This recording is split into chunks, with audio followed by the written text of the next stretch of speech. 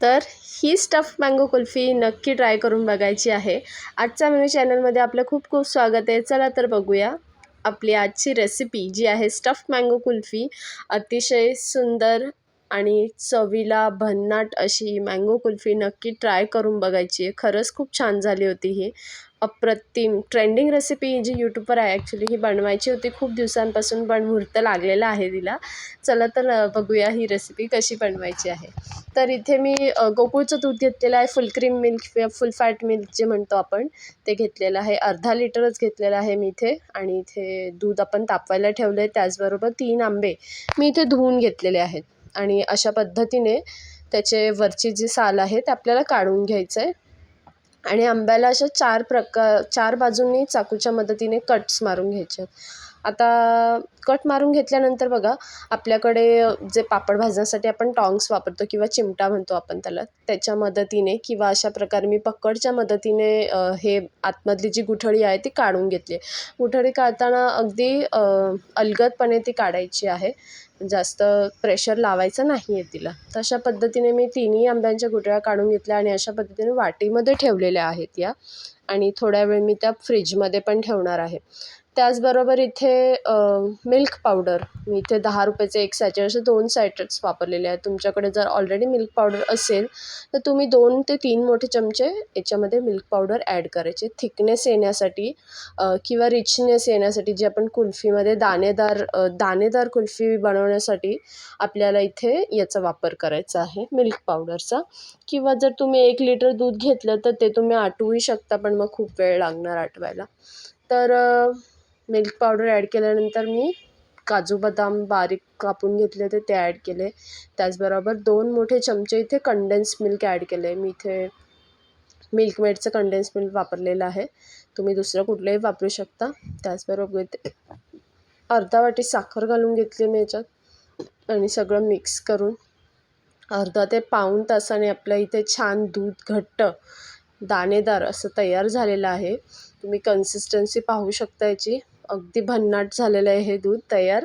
आणि आता आपण जे मँगो कापून घेतला होता आंबा, तो त्याच्यामध्ये आता आपण हे घट्ट केलेलं दूध जे कुल्फीसाठी तयार केलं आहे ते याच्यात भरून घेणार आहोत. आणि सगळे तिन्ही आंबे भरून घेणार आहोत. आणि जे आपण त्याचं वरचं साल काढलं होतं तेच आपण इथे वरती लावून घेणार आहोत पुन्हा. आणि त्याच्यानंतर हे सगळे आपण फ्रीजमध्ये ठेवणार आहोत. साधारण 12 तासासाठी ठेवायचे फ्रीजमध्ये. छान कडक जमते, व्यवस्थित जमते ती आईस्क्रीम मग. तर 12 तासानंतर ही खाण्यासाठी तयार होते. तर आता हे तर झालं आहे आपले तयार तिन्ही आंबे. पण आता तुम्ही वाडग्यामध्ये पाहू शकता की आपलं जे दूध आहे रिड्यूस केलेलं किंवा आटवलेलं दूध ते उरलं आहे. तर इथे ज्या आंब्याच्या कोळी काढल्या होत्या त्याचा जो पल्प होता तो पल्प मी या दुधामध्ये मिक्स करून घेतलेला आहे. आता ह्याच्यात मी वरतून एक्स्ट्रा काही साखर काही टाकलेलं नाही, फक्त तो पल्प त्या दुधामध्ये घालून घेतलेला आहे. आणि इथे माझ्याकडे कुल्फीचे मोल्ड्स होते, त्या कुल्फीच्या मोल्ड्समध्ये अर्धा पाऊण मी भरून घेतलेला आहे. आणि अशा पद्धतीने त्याचे पण वरचे जे हे असतात स्टिक्स असतात त्या आपण लावून घ्यायच्या. आणि हे मोल्डसुद्धा आपण 12 तास अशा पद्धतीने मी सगळं फ्रीजमध्ये ठेवलेलं. कंप्लीट 12 तास ठेवायचे, त्याच्यापेक्षा जास्तच ठेवले होते मी. सो हे छान जमून तयार झाले होते. आणि आता मी तुम्हाला ही तयार झालेली आईस्क्रीम दाखवते आहे. हे जे आंबे आहेत तुम्ही बघू शकता, एकदम फ्रॉस्ट आहेत हे, एकदम बोलतात बर्फ झाला आहे त्याचा, बाहेरून बघूनच आपल्याला समजतं आहे. सो आता हे फ्रॉस्ट झाले. आता हे जे आंबे आपण हातात घेतल्याने लगेच साल काढायला घेतले, जसं मी आता घेतलेलं आहे इकडे, तर हात इतका म्हणजे लाल झालेला. तर तसं होऊ नये म्हणून इथे मी एक आयडिया केली आहे की हा जो आंबा आपण काढतो फ्रीजरमधून, तर फक्त 1 सेकंदासाठी त्याला नळाच्या पाण्याखाली धरायचं आहे. त्याने काय होणार आहे, तर ही जी साल आहे ही काढायला जी डिफिकल्टी होते ती होणार नाही. फक्त 1 सेकंद पाण्याखाली धरल्यावर ही जी सालं आहेत आंब्याची ही पटापट निघतात. नक्की हे करून बघायचं तर तुमच्या लक्षात येईल ते. सो इथे आपला आंबा आता कापण्यासाठी तयार आहे. आपली stuffed ice cream, stuffed mango kulfi, जे काही तुम्हाला नाव द्यायचं असेल ते तयार आहे खाण्यासाठी. आणि अशा पद्धतीने स्लाईस करायच्या आहेत आणि आपली स्लाइस्ड कुल्फी खाण्यासाठी अगदी तयार आहे. नक्की करून बघा, ऑब्वियस आहे हे काही 5 मिनटात किंवा 10 मिनटात होणारी रेसिपी नाही आहे, वेळ लागतो. कुल्फीचं जे आतली फिलिंग आहे ते बनवायला खरंच टाईम लागतो, कारण दूध आटायलाच आपल्याला वेळ लागतो खूप. तर पण नक्की वर्थ इट, ट्राईंग आहे, वर्थ इट आहे, ते ट्राय करा. जी मेहनत आपण करतो त्याचं जे फळ आहे आपल्याला ही आईस्क्रीम खाऊन नक्कीच मिळतं. सो नक्की प्रयत्न करायचा आहे. आणि बघा मी खाऊनही बघितलेली आहे, खूपच छान लागते ही.